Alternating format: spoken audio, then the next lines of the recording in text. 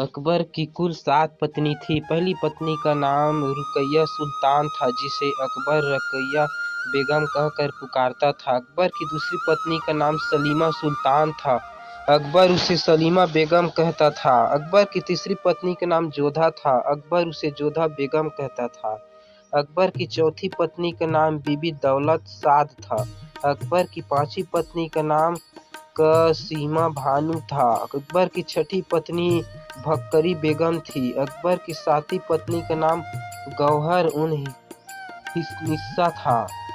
अकबर की कुल 7 पत्नी थी, लेकिन इतिहास में अकबर की 3 पत्नी के बारे में विशेष रूप से दर्शाया गया है। अकबर की पहली पत्नी रुकैया सुल्तान बेगम, अकबर की दूसरी पत्नी सलीमा सुल्तान बेगम, अकबर की तीसरी पत्नी जोधा बेगम के बारे में इतिहास में जानकारी प्राप्त है। तो आइए इन तीनों अकबर की पुख्त बेगम के बारे में जानते हैं। रुकैया सुल्तान बेगम। रुकैया बेगम अकबर की पहली पत्नी थी।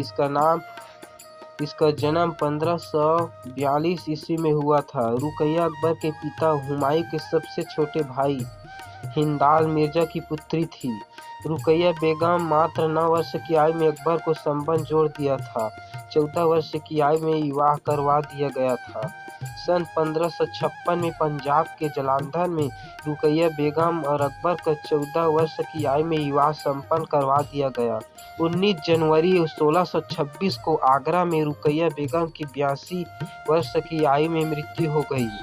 सलीमा सुल्तान बेगम। सलीमा बेगम अकबर की दूसरी पत्नी थी। इसका जन्म 1539 ईस्वी में हुआ था।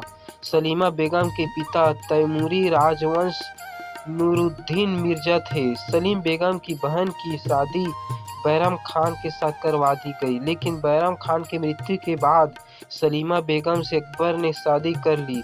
73 साल की उम्र में आगरा में 1632 में सलीमा बेगम की मृत्यु हो गई। जोधा बेगम।